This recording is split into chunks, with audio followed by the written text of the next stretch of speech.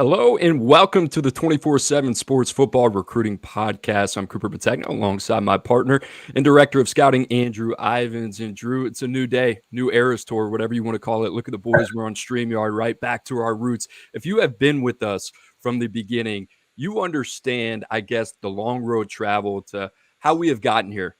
And what I mean by that, if you're listening over audio, I'm in my guest bedroom right now. Drew, we have started with Preps to Pros, which started when I was in Birmingham. You were in Fort Lauderdale.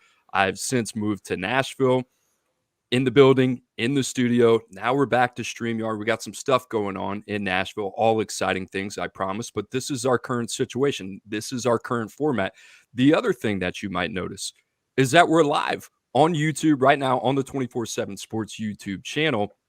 And also, it's not 5 o'clock Eastern time anymore. It's 11 o'clock Central, 12 o'clock Eastern time, which, Drew, I kind of like, right? It's kind of like in that cover 3 hour, Buddy Elliott. Those guys have done a tremendous job. And if you're sitting there, you're having lunch, you got a little bit of time to yourself on Tuesday and Wednesday. And guess what? You got a little itch for college football recruiting and what's happening in the world. We're here to provide it. So, Drew, what do you think, baby? Kind of back in the saddle here a little bit, huh? Back to our roots, and we had like a 2-week hiatus during a rankings release. It's been a while, but I feel recharged, so I'm ready to talk some ball, Cooper. You got to improve the background. I'm just going to say that though. We got to talk. Temporary. It's temporary. Yeah. I think it's more permanent for the podcast. Actually, we'll see what happens over the next couple months when we're filming stuff from home. What's funny about the last 2 weeks is we didn't hear anything back. But you brought up, we didn't film a show last week, right? We had the 2025 Top 247 kind of refresh. I didn't hear a peep. Did you? There wasn't anybody out there that was like, hey, what happened to the show? What happened to the podcast? That's okay. We're back today, and we have a lot to talk about. And Drew, let's talk about Alabama. Kelen DeBoer, they're heating up. They're up to number 13 in the 24/7 Sports Composite Team rankings. This was a question, right? I think everybody knew Kelen DeBoer could coach. Nobody really questioned that. Washington coming off the heels of a national championship run. Kelen DeBoer hired at Alabama. That was the big looming question. Kind of felt a little bit like Brian Kelly coming from Notre Dame to LSU. Is he going to be able to get the job done when it comes to recruiting? Well, Drew, so far, so good. And I think a little bit of this comes from the fact that there's a microscope on Kelen DeBoer right now in Tuscaloosa in terms, is he going to be able to get this done? How about this? Over the weekend, pair of commitments, and we'll start with top 247 receiver Derek Smith, in-state product. We'll talk about him here in a minute. And Zamir Smith as well, number 14 athlete in the country, number 6 player in the state of Maryland. Drew a couple crystal balls for the Tide, too. Darryl Johnson was a guy that was trending towards Florida State. Looks like Alabama's in the driver's seat there. Top 247 linebacker. And then 3-star linebacker Luke Metz from Mill Creek in Georgia. So a couple Georgia prospects that Alabama's looking good for. But, Drew, just your take, I guess, on the momentum that Kelen DeBoer and the rest of his crew is kind of spinning up right now. I mean, you love to see it, right? Derek Smith, top 100 talent in the top 247. You listed him as billed him as a wide receiver. You know, tons of smoke out there that he might also – or could play on the defensive side of the ball, Coop. And I'll be honest, went back in, broke him down. Kid we saw at the Future 50 back in the summer with the wide receivers. I kind of love him on defense as like a box low safety. You watch the tape, strikes people as a tackler, can track the football. But then as a wide receiver, not the most polished, I would say, of the wide receiver prospects in the top 247. But after the catch, that short area burst shows up. So I think it's a big pickup for the Crimson Tide. And then they go into Maryland. And I think, Coop, I was kind of wondering to myself, right, what is going to be the recruiting footprint for this Kelen DeBoer-led Alabama program, right? Are they going to focus on the South? Are we going to see them kind of like when Brian Kelly first took over at LSU, go back to some of the guys they were targeting at when he was at Washington, much like Brian Kelly did when he was at Notre Dame. And then out of nowhere in Maryland, they go up and they pick up Zaire Smith. And we need to point out these kids are not related, okay? Derek Smith, Zaire Smith, they're not related. Just both carry the same last name. And then you pop on the tape of Zaire Smith, man, two-way player, does most of his damage at running back. And it appears, or it sounds like the Crimson Tide are going to use him on the defensive side of the ball, and I can definitely see it. Not a ton of verified information out there on Zaire Smith, but the tape certainly pops. So I love these two pickups, and it feels like Alabama to me. I don't know about you, Coop. Like they are taking the. I used to say this was Saban. They would take the car out of the garage and put it in drive.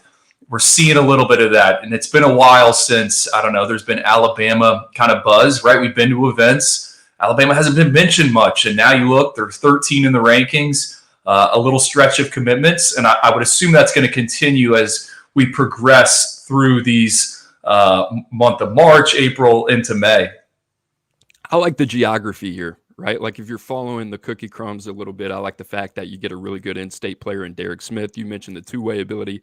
I like that a lot.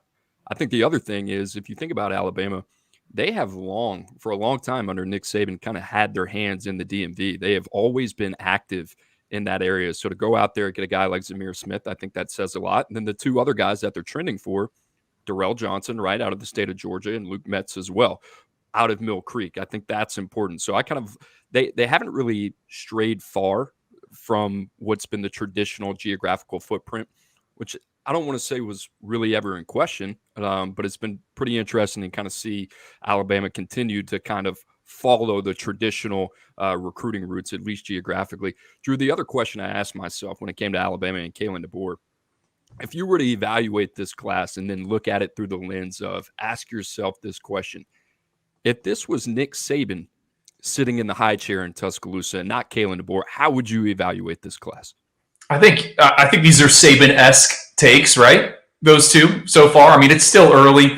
There was a ton of defections for Alabama in that 2025 class. I think when Nick Saban, rode off into the sunset, I thought they were in position to potentially sign a number one group, a greatest of all time type of group, depending on how the rankings, fizzled out and how all that played out. But it was a talented group to me. I mean, Derek Smith, again, both these guys, height, weight, speed. I think the tape shows up. Where do you stand on Derek Smith? I got to ask you that. Are you offense or defense? You're going to say offense. I'm more offense, at least because that's what I've been exposed to recently. But I like Derek Smith. I mean, you think about a guy, 6'1", 3/4, going to be well over 200 pounds when he gets to campus on Saturdays. And you think about his ability. The more I watch him, Andrew, the more I like him. I mean, you think about his versatility. Sure, he's playing a lower level of competition at Selma, but you think about him being utilized out of the backfield. This is a guy that had over 1,400 yards receiving, had another 1,000 yards on the ground, had 11 sacks on defense. I went back to the Future 50 tape in June of last year. He's pretty raw, but there's some things that he does on tape that didn't necessarily show up in a combine setting. So I think there's a lot to be excited about in terms of the upside and the developmental upside of the athlete that has yet to materialize. So I'm not hell-bent one way or the other, whether it's going to be offense or defense, but I see a really fun player that's position versatile that's probably going to take a year or two, quite honestly, to kind of get his feet under him. But I like the take a lot, man. We got him at, 68, 69 right now, number 8 receiver in the country. Hudson Standish kind of brought up the point. He's kind of Draylon Miller-esque. I think he's a little bit bigger, a little bit more physical. I'm excited, man, because the other thing that came to my mind, these guys are very different styles of players. But in terms of how creative Kelen DeBoer is, he utilized Rome Odunze a lot out of the backfield, just in terms of finding creative ways to get the ball in his hands. I like that for Kelen DeBoer. And listen, I like the job that they're doing at the receiver position. I thought Jamarcus Shepard is one of the best hires. And although it was a layup, that's a really good hire. And obviously you're starting to see the dividends of that already. Well, we don't have to nerd out too much on Alabama and Derek Smith. The last thing I'll say is I went into that Future 50 combine footage as well. I thought he fought the football a little bit. And then you put on the highlight tape, right? You said at 1,400 receiving yards. Like, how many of those are after the catch? It's not like he's catching a bunch of, deep shots. I mean, he is escaping tackles in traffic, turning it upfield. I think the biggest thing for Derek Smith, if he is going to play offense, all right, can he work a full route tree, which you can coach him up to do. And he hasn't been exposed to that at Southside there at Selma High School. And the final thing I wrote down, special teams ace, right? This is a guy that's going to come in potentially, year one, year two. He's going to be on kickoff. He can be a gunner. And I think as you construct the roster, especially in this era, you need to find some of those individuals. So like that. Other thing, Daryl Johnson, right? You're kind of darling. Top 50 linebacker for us out of Georgia. Two-way player, basketball player. It seemed like Florida State was involved there. I don't know where Georgia stands in his recruitment. Coop, I was thinking about it this morning. All right, Alabama takes Keon Saab as a safety. I'm not saying Daryl Johnson is Keon Saab, but they are kind of built kind of similar. So interested to see, all right, let's say Daryl Johnson commits to the Crimson Tide. They pick up that pledge. Like, how does Keon Saab get utilized in that defense here in 2024? Because I think there's a chance you could deploy Daryl Johnson in a similar way. I see the synergy there in terms of the player comparison and what you are, I guess, suggesting between Daryl Johnson and Keon Sabb. I think Sabb is more of a third safety boundary type of role. I think Daryl Johnson's going to be one of those guys ultimately at the end of the day is going to play around 230 pounds, is going to be a second-level defender that you can also utilize off the edge. I mean, you talk about raw prospects, and I'm not saying this as a negative. Both Derek Smith and Daryl Johnson are really, really good athletes. But in terms of the fundamentals of the game, I think, Daryl Johnson, when we saw him in person at Under Armour Atlanta in February, was just kind of like this guy that didn't understand speed and space yet. That short area, right? He had not developed that instinct. And that's something that comes with a lot of reps. I said this, somebody pushed back, I think in the chat a couple of weeks ago. Sometimes when you are the best athlete on the field playing at a lower level of competition, it can hurt your development. Ultimately, not at the end of the day long term, but it can hurt your development in maybe that 2 to 3 year window. What I mean by that is Daryl Johnson's playing everything. He's playing running back. He's playing quarterback. He's playing receiver. He's playing off the edge. He's playing safety. He's playing corner. So what I mean by that is you talk about being able to develop instincts and that kind of sense of awareness. Well, you have to play the position that you're ultimately going to play long term. That's not what it is short term. That's about it on Alabama. Guys, like I said, new format, a lot to be excited about here. If you're watching on X, you can submit questions through there. If you're watching on the 24/7 Sports YouTube channel, you can submit questions there. We'll try to get to some viewer questions after the show. Guys, make sure to like and subscribe. Also, on Monday, the 24/7 Sports Recruiting Show, that would be on 5 o'clock Eastern. Emily Proud, Blair and Gulo, they're holding it down on Thursday, 24/7 Sports Live. So everything you need from a programming standpoint, Monday through Thursday, right here on the 24/7 Sports YouTube channel. You want to talk about darlings, Drew? Let's talk about darlings and a guy that you have long been a champion of. How about our boy Kelen Russell, man? He goes out there in Dallas, and I don't want to say was facing skepticism, but I think there were still some questions to answer. The SMU commit, a newcomer to the top 247. You talk about a guy that has continued to really just kind of boost his stock, works it in the top 64 for us. He is now QB7. Well, Drew, what does he do? He wins Alpha Dog honors. What are your – I mean, you weren't there, right? So it's not like you're going to be able to give context on the performance. But, I mean, this lines up with everything that I think we've said and all the work that we've done on Kelen Russell over the last couple months. Well, my wife is not home, but it was our anniversary this weekend. Hudson Standish texted me Sunday, Kelen Russell's dealing. I'm like, second best news of the weekend. Couldn't say it was the best news of the weekend, right? It's celebrating that anniversary. But you're right. I don't think everyone maybe was on board at 24/7 Sports with shooting Kelen Russell up in the rankings. I kind of, studied all the quarterbacks. This kid we saw at Battle Miami, dug into the game tape. And he's sitting 64, and I think we call that the calculated shot range. So I was fired up to hear, okay, in this type of setting, and I think the Under Armour camps are super hard to really evaluate the quarterbacks just based on there's so much going on. It's a lot of stationary throws, and you're throwing at targets. But for our guys and everyone that was in attendance to notice Kelen in that setting, okay, that kind of justifies for me what I have seen on tape, what I saw in the 7-on-7 setting. And Coop, I'm gonna plant my flag on this right now. Read an article last week about kind of the 10 most interesting recruitments out there. I think Kelen Russell, who was not in the article, is the most fascinating recruitment to track over the next few months. And I'll tell you why. You look at him, he is committed to SMU. He has been pledged to SMU since last October. They are moving to the ACC. And, there might be some people listening to this show that aren't aware of, just all the programs in the country. Like SMU is aligned in the right places, both on and off the field. I'm saying they have a collective, right? They are active. They go in, they get players. Players are taken care of. So SMU has this guy, their guy committed, and I think he fits Rhett Lashley's offense. And you got De'Aaron King, the former Miami and Houston quarterback. He's now on staff there. To me, like SMU is the perfect fit for Kelen Russell.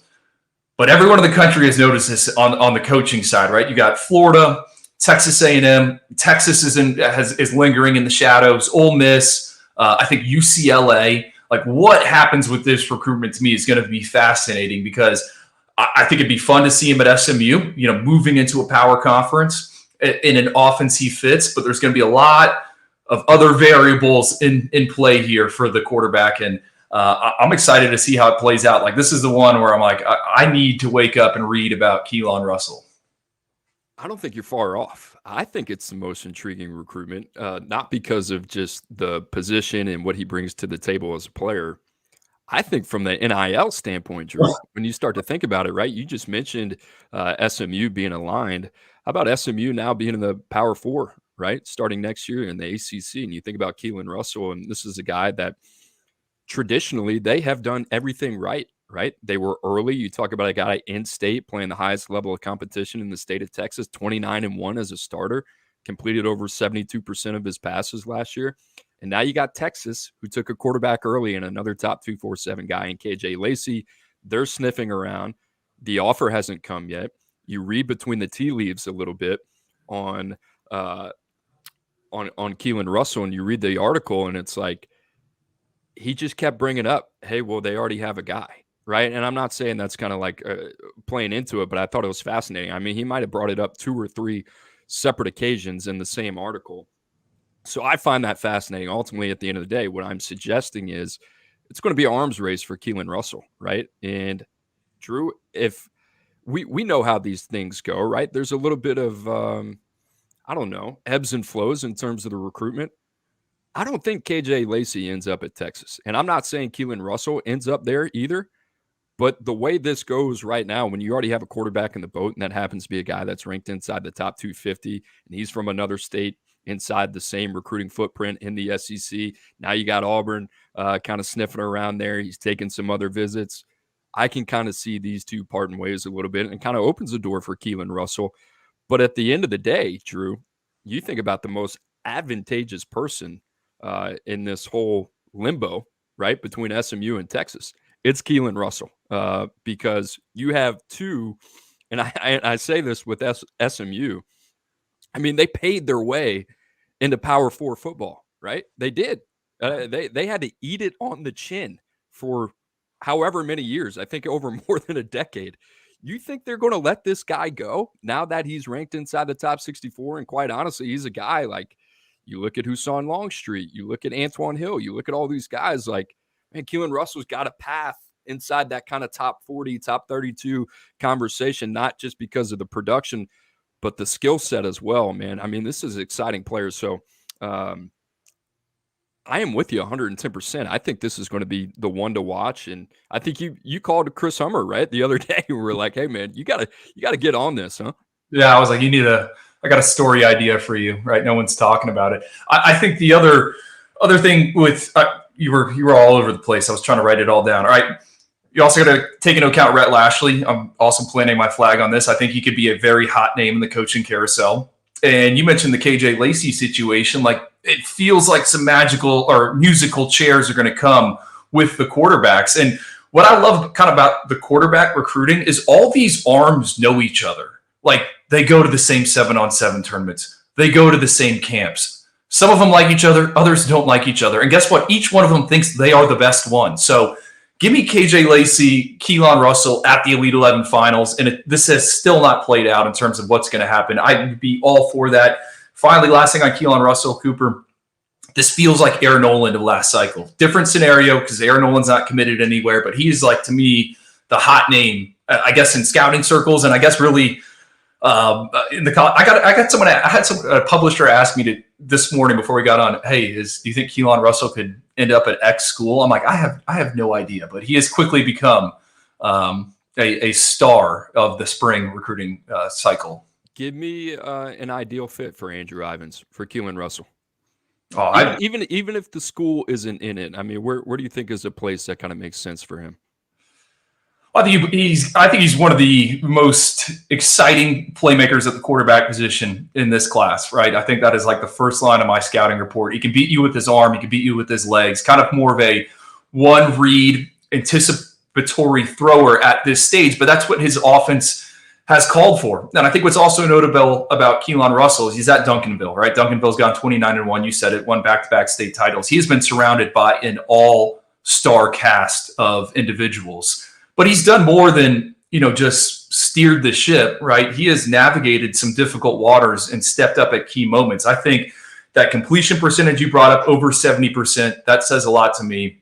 I think you got to get him in a spread. Mike Roach, shout out to him. He has an excellent story up there. There's a few other schools.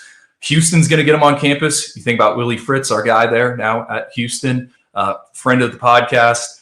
Ole Miss with Lane Kiffin, that kind of gets me excited. The one I think Kelen Russell might need, what about Billy Napier in Florida, right? Billy Napier, what he has done with those quarterbacks. I don't know if you saw the DJ Lagway spring practice footage that made the rounds over the weekend. I was kind of fired up about that. He looks like he's coming along. So I think really any of them, any of them to me. I kind of like Ole Miss. They're sneaky, for a variety of different reasons. You think about Jackson Dart off to the NFL after this season. Then after that, Drew, I mean, you got very talented room, but an unproven room, right? Walker Howard, Austin Simmons. Who else did they bring in this past year? I'm missing somebody. AJ Maddox, right? Yeah. There are a lot of talented arms, but you think about kind of what Lane Kiffin has been seeking for in that position. I think Kelen Russell gives you a little bit of everything. I think he'd be an ideal fit. Drew, some other takeaways from Under Armour Dallas and a name that came up, and I think a guy that you were excited to hear about. How about Grady Adamson, quarterback from Oklahoma, currently unranked? Both Gabe Brooks, Hudson Standish, boots on the ground there in Dallas, had a lot of good things to say. BYU, South Florida. Shout out South Florida, man. Alex Galesh, he's all over it. Drew, I got to turn on the tape. I don't know, kind of reminded me of like Ethan Grunkmeyer a little bit, but I looked at this guy and I was like, this guy was born to play in a Mike Leach system. Yeah, well, Grady Adamson, again, I went through all the quarterbacks for this past Top 247 update. He was someone, someone on USF staff had tipped me off on them. And all right, Alex Galesh with quarterbacks. Remember, USF almost got, who's the kid at Virginia who was played as a freshman? Anthony Calandria, right? You saw him make some noise as a true freshman there. I see a little Calandria in Grady Adamson, and not ranked for us right now. That'll change by the end of the week. And to me, he's just someone, I think, a name to know, right? If you're a recruiting nut, and I think if you're listening to this podcast or you're watching on X right now, you're a bit of a recruiting nut. But as these quarterback dominoes fall, someone that some of these schools could pivot to, because he gets the ball out fast. He is a risk taker. I think he does an excellent job of getting away from pressure in the pocket, extending plays. And then, again, think about Alex Galesh, what he has done with quarterbacks. Think about BYU, which has put multiple arms in the NFL, and in Boston College is in there. So a kid to know out of Oklahoma, Deer Creek. I think more schools are going to get involved with Grady Adamson.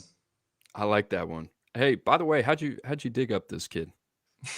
I told you I was at a coaches conference, and I was just, going through names with a staffer at USF, and I was asking what they were doing at quarterback, and they had said this kid had visited along with Matt Zollers, right, who USF got on campus, and now he's got a top four of like Pittsburgh, Georgia, Penn State, and I'm drawing a blank on that fourth school. Those dudes are dangerous down there, huh?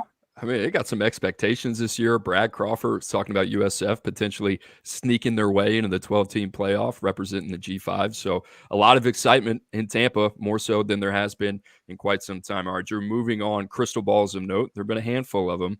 And let's start with the top 247 newcomer. How about Tay Harris from Cedartown, Georgia, ranked number 125, number 11 safety in the country.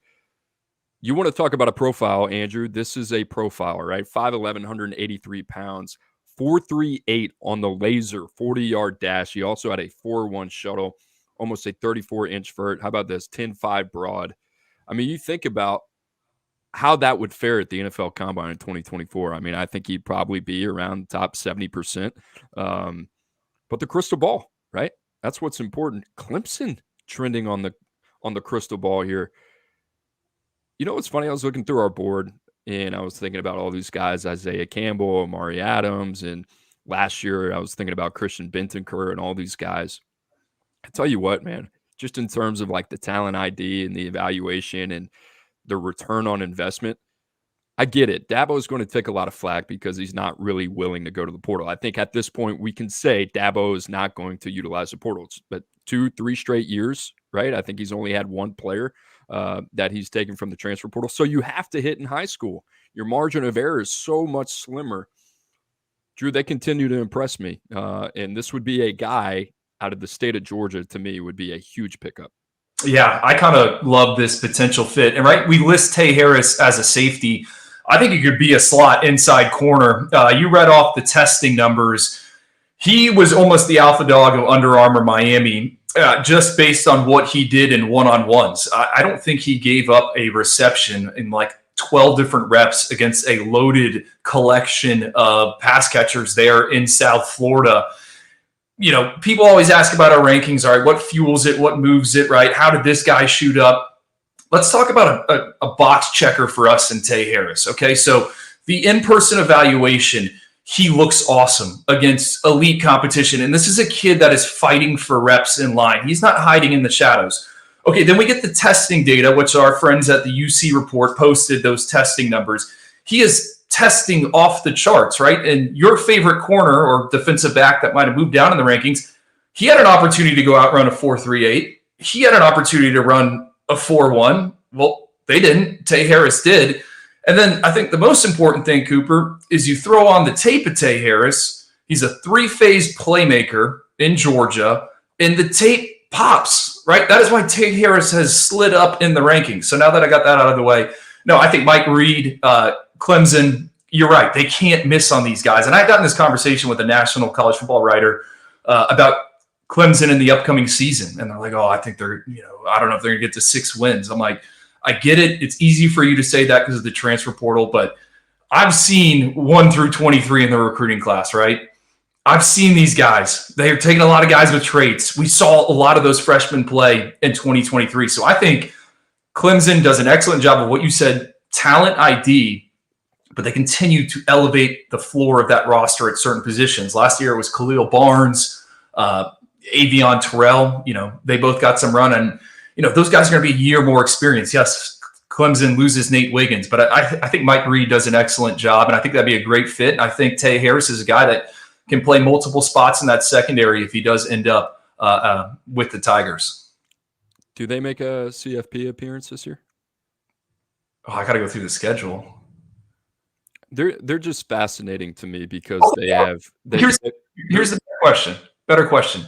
They play Georgia, I think, week 1, right? You get 8 points there.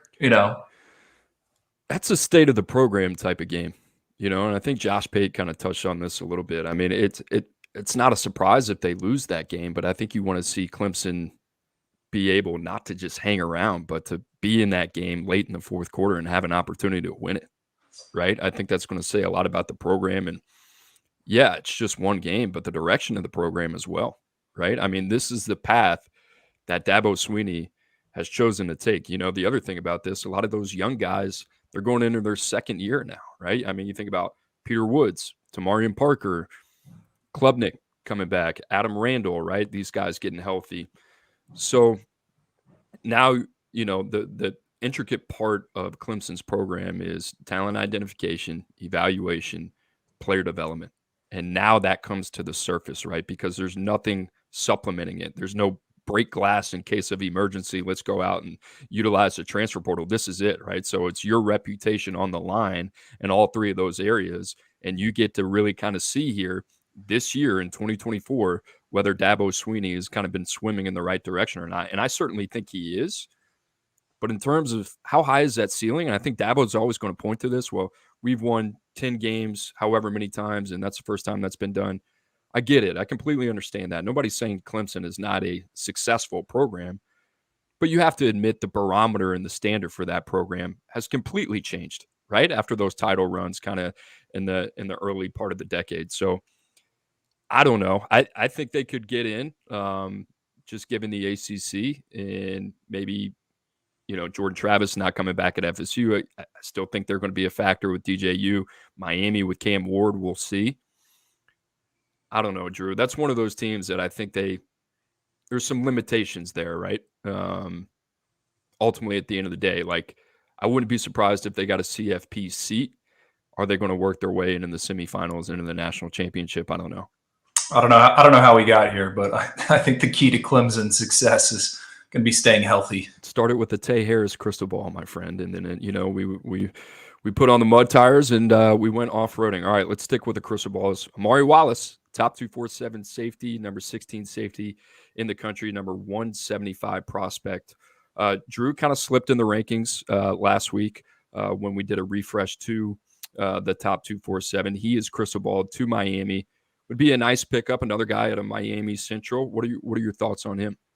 I think he's got some of the best game tape amongst safeties in the 2025 cycle. Like, I love Amari Wallace on tape. I think the reason for him, trending back in our rankings a little bit, going from, was it day 2 range to day 3 range, is, I do not think he is the most explosive of athletes, and he's a bit on the smaller side, right? Under 5'10". With that being said, I think for Miami, right, your Mario Cristobal, you want to recruit your backyard, and the Hurricanes are going to go national. They're going to go wherever they can to get talent, right? They seem to have a pipeline flowing into the Chicago suburbs now, which I didn't know we'd get there with Miami. But for a local kid, I've said it in the past, reminds me kind of Cam Kitchens. And what's the story on Cam Kitchens?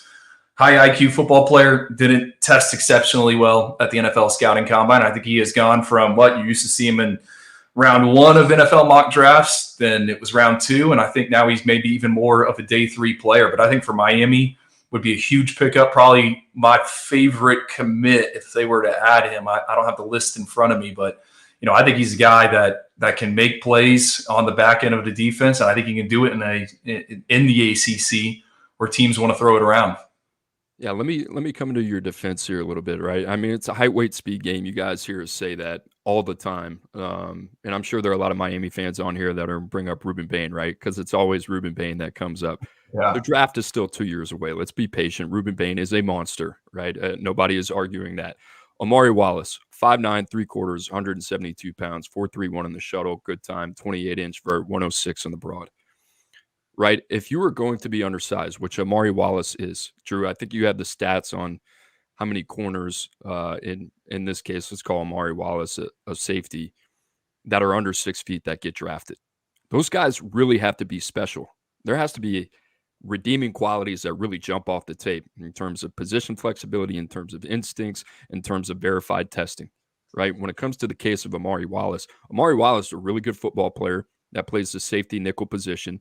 There's not a lot of, I would say, context him playing closer to the line of scrimmage, plays more in the deep third. I like him as a good football player, but he's more high floor than he is ceiling. That's kind of how I'll leave it with him. And right now we got him, back of the 5th round, right, is where you'd be projected. So can I add one more thing on the safeties thing? Right. So him and Tay Harris, pretty similar. I think Tay Harris has got an inch, obviously better testing times, but you look at the safeties, right, making plays on Sundays, the ones that are signing the big contracts, guess what they can all do, Cooper? They can play man one-on-one coverage, right? And they can do it at an extremely high level. You have to do it on Sundays. If you want to survive in the league and you want to be a good guy, you have to be able to play man coverage. There's not a ton of out there of Amari on tape in man, and we have seen him in man multiple times here in the past few months. And listen, if you're size deficient, you got to be able to run. And Drew, correct me if I'm wrong. I don't think we have anything speed context-wise on him yet. So still wait and see mode on Amari Wallace. That being said, Miami getting a heck of a player if that does happen. Same thing with Tay Harris. If you're a Clemson fan right now, I mean, we got him at 125, Drew, but I think that's a guy that we feel pretty confident about in terms of his overall projection and trending in the right direction. Guys, I mentioned it. Yeah, go ahead. Well, final thing, right? So you want to talk about that top 247. I think I dropped it on the show, right? If you go into the top 100 of our rankings, I think inside that top 100, 90 of the 100 are multi-sport athletes, and all of them are very decorated multi-sport athletes. And of those 10 that aren't, like 3 of them are quarterbacks. It's it's easy to say a kid should be ranked there until you try to stack them. And if anyone would like to see, our sheet, I'd be happy to pass it along. What I like about this new format of what we're doing in StreamYard, I can see the comments as they're coming in. So we got a comment from Manny. Manny, thank you for joining the show. Thank you for watching the show. He said, Wallace is not even done growing. Well, this is a good thing, right? This is the information that we have access to. Our friends at UC report. We pay good money for it. 5'11" wingspan. Okay. He's 172 pounds right now. He's 5'9" 3/4. All right. So when you talk about growth potential, one of those things that we got to project, I don't expect this guy to grow another inch and a half, 2 inches. Right. So we feel pretty good about what that's going to look like 3 to 4 years from now. So that's just a good educational piece of things that you have to take into consideration when projecting these guys down the line. Guys, like I said, make sure to like and subscribe. We appreciate you guys watching our first day on X. And then we're back on the 24/7 Sports YouTube channel. Also, live. This is the time from now on, 11 o'clock Central Time, 12 o'clock Eastern Time. You can find us, the Oyster Boys 24/7 Sports Football Recruiting Podcast. Guys, I love the chat getting active right now. And like I said, if you got questions, make sure to put them in there. We'll get to them after we get done with this last conversational piece. And Drew, we got done with the 2025 Top 247 update last week. That's why we didn't have the show. And I thought about it. There's no finality to it in terms of you and I having a conversation and we're like, hey, what are the biggest takeaways here? What'd you think? What kind of stood out to you? Biggest thing for you that kind of jumped off the tape maybe, or when you took a step back looking at the 2025 Top 247 refresh? Yeah, well, I guess I didn't really get teed up for this on the 5-star reveal show.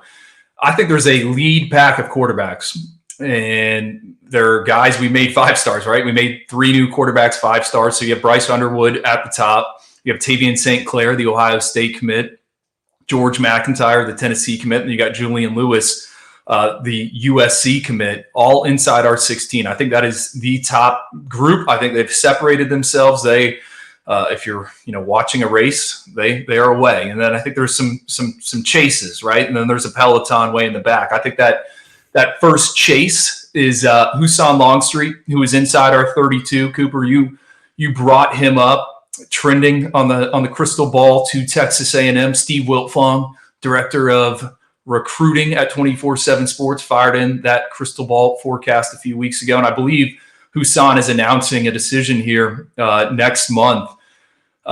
He's kind of the lead chaser. And then I think behind that, you got Matt Zollers, Kelen Russell, who we just talked about at length. But there's some other arms out there that, to me, I get excited about. Antoine Hill, another person we've talked about in this space a ton in the past. I think maybe one of the better pure passers out there. Ryan Montgomery.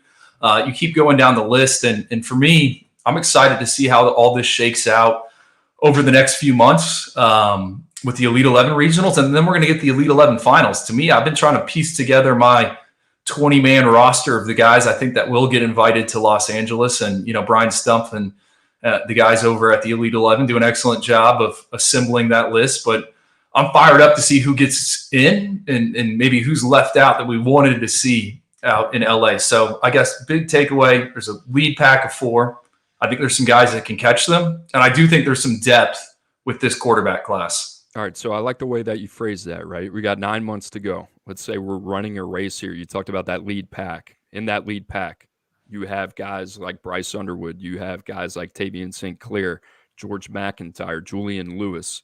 And then you have that next pack, who you included, Husan Longstreet, Matt Zollers, Kelen Russell, Antoine Hill. Drew, if you had one horse you had to bet on right now to, let's say, just place in this race. So what I mean by that is you got to catch up to Julian Lewis. If there's one guy that you think could do that you would bet your money on, who would that be? Well, this is cheating because he's number 5, but I think Husan Longstreet. Went back, watched his final game of his junior season. I thought he played good enough at Centennial for them to take down, I think it was St. John Bosco. He's got big mitts, 11-inch hands. And Coop, I don't know if you've been around Husan, but got a chance to see him throw a few passes at the Battle Miami. I mean, he is listed at 6'1.5", but he is the tallest and most athletic 6'1.5" guy I've ever been around. Like, he is just twitched up. I don't really know how to describe it. Like, limited body fat. So I think with him, he has the most velocity in terms of just fastballs in this class. Like, the arm is kind of 101 in this group. Want to see maybe more of him in that camp setting. All right, can he make all the throws? Can he change speed? So him, and then Zollers and Russell, big fans. Matt Zoller has not been talked about enough. Out of Springford, Pennsylvania, set passing records as a junior. He can extend plays. He's a dual threat guy where he's going to take some hits, and that's not his bread and butter. But he's got some grit to him, I think, as a quarterback, and he can air it out. He can touch the deeper third, unlike a lot of these other quarterbacks. I think in the playoff game I watched to him, 65 yards in the air down the field for a completion. So, I really think it's those three. I mean, Husan is the one I would, go to the ticket window with, but I think you can take some of these other guys and certainly make a case for them. It's a fun group to look at. The guy I got my eyes on, I mean, we already talked about him earlier. I like Kelen Russell, and I think part of that has to do with is you compare him to some guys like Zollers and Hill and Longstreet. They're all good athletes. I think Russell is the one that kind of carries when you project to the next level on Saturday in terms of being able to give you something as a runner. And I think the arm's live, and I almost feel better about the athlete, and I think the arm can come along, right? I think that's, if you have the arm talent, there's some nuance there that I think you can develop. The other thing is like I say, the arm can come along. I mean, he's 29-1. He's playing top level competition in Texas, and he completed 72% of his passes last year, right? So he's got a really good foundation under him. Drew, my biggest takeaway for me was, how about the two corners going to Ohio State? Dude. So here's my question: when's the last time that you can remember a corner tandem going to the same school like that? We keep getting asked this question like every single day. And the default answer I go to is Terrion Arnold and Kool-Aid McKinstry. But the thing was, we thought Terrion Arnold was a safety. You go back and read your notes. I was actually deep in the 24/7 Sports archives a while back, and there was another safety, Amari Harvey, who was actually ranked higher than Terrion Arnold from the same area there in Florida coming out. And it was funny to just read the notes as he made his ascension, rise. And there was a comment from Barton Simmons, who used to be the director of scouting in there, and is now at the GM at Vandy. He's like, yeah, absolute dude, needs to get higher in the rankings. I don't know. Do you have the answer? I really don't know. I don't have the answer. I mean, I was thinking to myself, I was going through trying to find something, and it might not end up that way. I hate to be the bearer of bad news for Ohio State fans. There are going to be a lot of people coming after Sanchez, who's from Texas. Going to be a lot of people coming after Naeem Offord as well. And ultimately, at the end of the day, which Ohio State here has proven over the last couple months, they're a team to be reckoned with when it comes to NIL space, right? Who would have thought that? We're kind of thinking they're one of the teams that was maybe lagging behind a little bit, but I think they have gone out and they've showed, well, they're different, right? They have turned their page there. Drew, I just think these guys are special. I think you and I have talked about Offord a lot. I think you and I like Naeem Offord a lot. I think we like Devin Sanchez a lot. Two really, really clean players. And I feel really confident that these guys are going to end up closer to where we have them 9 months from now, which sometimes you don't say that with a lot of confidence, right? But I feel really, really good about the ceiling in the floor about these players. Drew, the other thing I want to highlight, players to highlight, because I know we're going to get into this, unless you have something on the Ohio State. Corner duo. Well, I think they're different. I think how you stack those two comes down to your flavor of corner, right? Would you not agree with that? I mean, Offord, height, weight, speed guy, physical. I mean, they're both height, weight, speed guys. But one of them's both prototypical. You don't get to. One of them's weighs a little bit more than the other. Sure, but the other one will get there. Okay. I feel like Who do I think Christian Gonzalez is who I came up with Sanchez, just a long, traitsy. Well, what bothers me about that is I brought that name up like 6 months ago and it was shot down by someone. I don't think it was you. So then you were just riding with it, and I'm like, yeah, this is. That's who I saw. Yes, he is height with speed. No, I don't think you can go wrong with either one. No, really good players, really good gets for Ohio State. They're going to be white knuckling it all the way to the finish line. All right, player to watch 2025. Who you got? Well, sticking with the corners, right? And I just went on this whole spiel about how I think there's a lead pack with the quarterbacks and there's some guys chasing. I think you could apply that same knowledge to or train of thought to the corners. You just mentioned those two going to Ohio State. DJ Pickett, who is in the top 10, number 1 ranked player in the state of Florida out of Zephyr Hills. That is where you get your spring water, Zephyr Hills bottling water. You can list him as a corner. You make cases he's a safety, right? You could put him in the top 3. I think after that, it is pretty wide open. And one guy I don't think I've ever discussed on these airwaves, Ben Hanks out of Miami Booker T. Washington. I think he's hovering around 75 in the rankings. Guy that has been in our top 100 for so long without a ton of verified information. Over 6'1", right? Long, reactionary corner. You love those types, Cooper. You always love the ones out of South Florida. You always bring them up. And it's a guy you've just been kind of waiting and hoping, there's a reason why you could hold him there in the rankings. And he goes 4-4 on the lasers in the 40-yard dash. And I've talked to a ton of schools about this and other scouting people. No one thought he would run that fast. And then he went 4-1 in the short shuttle at that size. And he was also, besides Tay Harris, the second best in coverage in one-on-ones at UA Miami. You dig back into the tape. Love the tape. 3 pick sixes as a junior. I think he's just a guy to monitor. You got him. The Grant, the Purdue commit, Dejon Lee, like Dorian Brew. Who kind of settles in as cornerback 4. And I think Ben Hanks is the name to know. Dad played at Florida. He's been in Miami. I think he's got an OV set up with the Gators, but not a lot of national love for Ben Hanks. And I think that should change at some point in the future. I feel like such an idiot now that you said Ben Hanks, and that's a really good name to bring up because that's one that we probably haven't talked about. And the name that I'm bringing up is a guy that we already have minted as a 5-star. And let me tell you why. Andrew Babala from Kansas, right? Multi-sport athlete, hadn't been playing football that long, over 6'5", 275 pounds. The conversation around him is like we had some concerns about the tape. Maybe concerns is a little bit not the right word. Drew, I love this kid, man. I love the way that he bends. I love his size. I like the way he finishes. Sure, he is not a finished product yet. You would not expect that from a prospect in Kansas, also given his background. Here's what I came away with, though. I would not be shocked, and I'll be conservative on this one, if Andrew Babaloa closes that gap here this fall with David Sanders. And David Sanders is number 2 player in the country. He's number 1 offensive tackle. I just love Babaloa. We have Josh Petty splitting the difference in between them right now, and I think Babaloa is just one spot behind. I'm a huge fan of this kid. I love the physical clay. I like the way that he's built. I like his short area. He is not lost in space at all. I love his ability to get to the second level, recover, redirect. I mean, he's got it. He's got all the physical traits. So this is certainly a guy that I am super excited about, not only seeing playing in the fall, but I hope we get to see him in a postseason setting as well, because this is the type of dude, Drew, that I'd feel very comfortable about his chances potentially working in the top 10 and maybe kind of closing that gap with David Sanders. Best fit.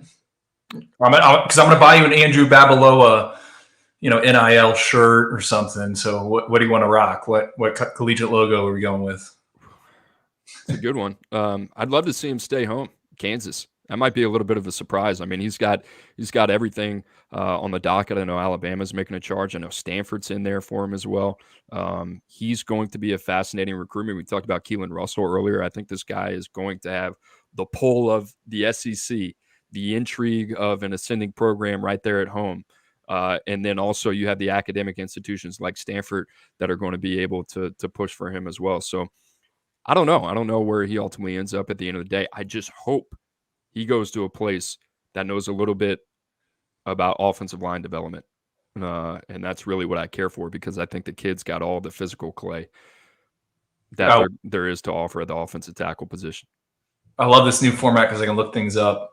Most recent visit schedule per Steve Wiltfong. He's going to Auburn, or he was at Auburn, Missouri, Michigan, Texas A&M, Stanford, USC, like you said. Kansas and Kansas State, man, that'd be something.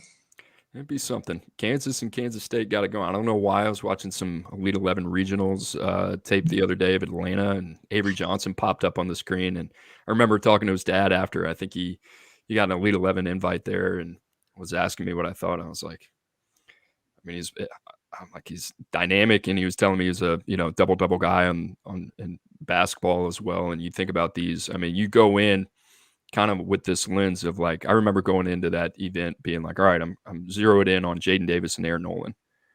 And then I left thinking like, okay, that's the guy over there. That Avery Johnson kid is a little bit different, got something different. And that's where we are right now. We're in that camp combine season, Elite 11, Under Armour.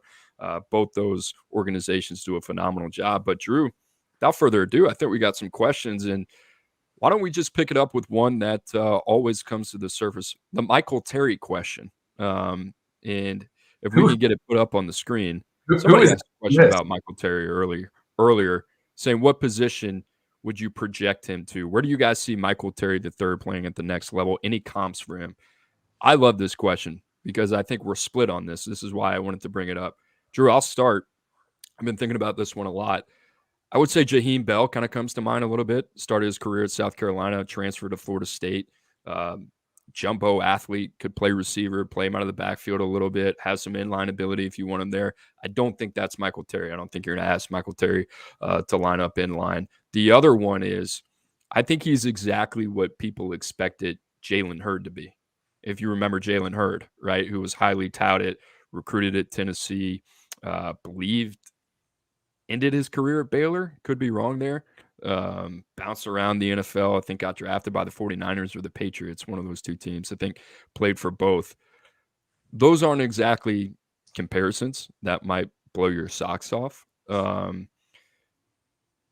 think my instinct when you watch Michael Terry is I think immediately you want to put him at linebacker because you get so excited about, all right, here's this 6'3" guy, 210 pounds that runs like a gazelle. And then you turn on the linebacker tape. That's not really him, Drew. That's not his temperament, right? He doesn't like to bang between the tackles. He's not overly physical. I watched him in the combine setting last year. I think it was either Houston or Dallas. It was a rainy day. And I thought he really struggled to catch the football as well. And he's not a natural pass catcher. So I think ultimately at the end of the day, you're going to get this kind of jumbo athlete that ultimately is going to work more out of the backfield than he is going to be flexed out, but can do a lot of different things. Yeah, I don't know if I have settled on a player comp just yet for Michael Terry. I agree.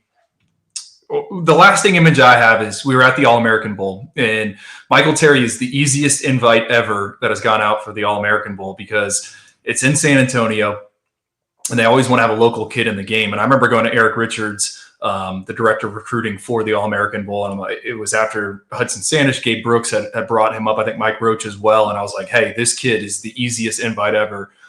So back to the game, like Terry was in the hotel trying to get his sideline passes for the actual game. And I remember they introduced him to me, and it's a guy I'd never seen before in person. I was just like, whoa, he is all of 6'3", 210. Like he is a big dude. So it's easy to kind of picture him as an edge rusher or a second level defender.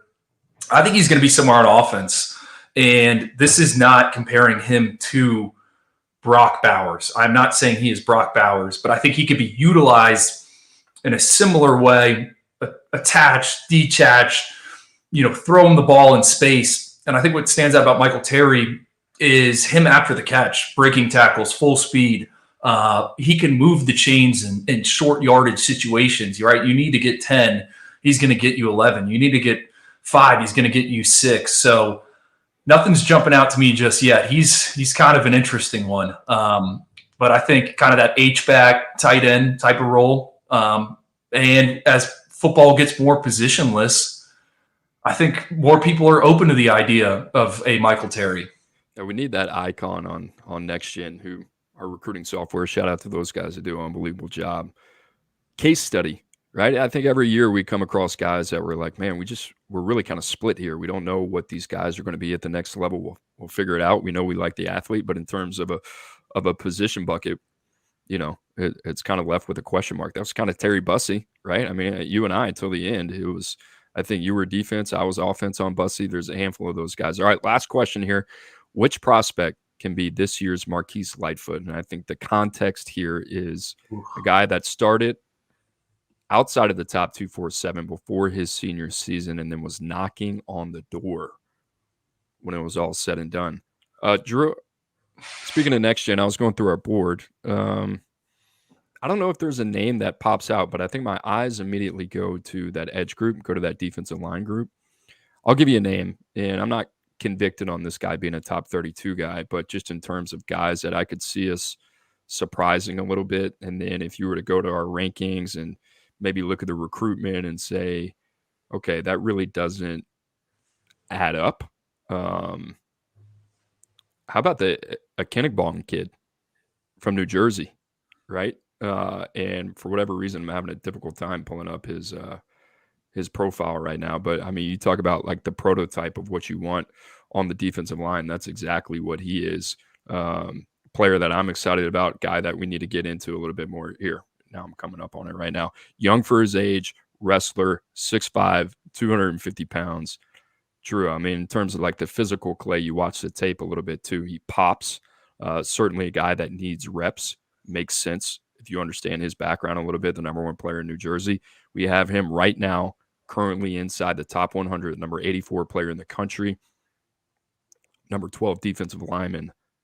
I think there's some space and some opportunity for him to move up the board. So this is hard because you're looking for a guy outside the top 247, right? Well, it's a difficult exercise that we're not prepared for, but you get my point. Let's say I'll throw you a bone here and say maybe a day 3 guy. Oh, can I answer it like this? I think it's going to come from 3 different position groups. I think it's either going to be pass rusher or defensive lineman. It's going to be a offensive tackle or, a tight end maybe that we just don't know anything really about. And those guys emerge. I mean, let's go back to the Elite 11 finals last year. Like we didn't know who's our tight end, Luke Reynolds. Like we did not know Luke Reynolds. You were kind of like, all right, like who's this guy? LJ McCray's another one. Where was LJ McCray ranked at this time last year? He was in the 247. And then it was, all right, go to his spring game, see him early on in the season. And I'm like, all right, so I think it's going to be someone that checks off the boxes in terms of height and in the measurables. It makes it hard because if we had that name, they would be much higher in the rankings. No, I think that's a good one, Cooper. I think edge. Let me see if I can find one. You can talk. No, I think it's, Lightfoot is funny because he was one of those guys where people would say, "Oh, why didn't you have him higher?" Well, we didn't have the full picture on Lightfoot. I think he was banged up as a junior a little bit, Drew. Yeah, he didn't play his first few games. Yeah, didn't miss some time. So he's coming back from an injury. We had some question marks, not so much about the length. I think he measured with 35-inch arms at the All-American Bowl. It was more so about, all right, does he have the mass? But in terms of the tape, we love the tape. We knew we had something there. And I don't know if we talked about this. I think we did. But there was, not a real discussion. That was the discussion at the end of the calendar year, trying to figure out, all right, who do we want in the top 32? Do we want Colin Simmons or do we want Marquise Lightfoot? We ended up going with Simmons. Obviously, I think ultimately at the end of the day, the production and just his ability to get home was a lot to pass up. But I think there are a lot of people kind of split on that one. So find a name yet? I don't know if we're ever what about like a Tyshawn Willis? All right, people are probably like, who the heck is that? Mississippi State, shout out. Yeah, Mississippi, unknown, but he's edge rusher, electric tape, zero measurements on him, but Dude, you pulled that out of the deepest part of the hat. Tyshawn Willis just came out of absolute nowhere. That's a Mississippi Mud Dog for you, though. or like a Marion Dye, out of Indiana, edge rusher. I think he had like 2 sacks as a junior. So I would lean somewhere in that edge defender group or defensive line. Like it, guys. I think I got a new name. Maybe it's good, maybe it's not. We'll call the new Q&A segment Raw Oysters. They're raw questions. We want some raw oysters. That's what we'll call this segment. I don't know. I got a chuckle out of Andrew there, so maybe we'll stick. Guys, I appreciate it. Whether you've been on X, whether you've been on YouTube, you guys have been with us from preps to pros to our nice studio in Nashville, now to back to the guest bedroom here in Nashville at Kindle Drive. Guys, we appreciate it. As always, for Andrew Ivins, I'm Cooper Petagna. Before we get out of here, one more reminder, make sure to like and subscribe, and we appreciate you guys tuning in to the 24/7 Sports YouTube channel. Same time tomorrow. See you then.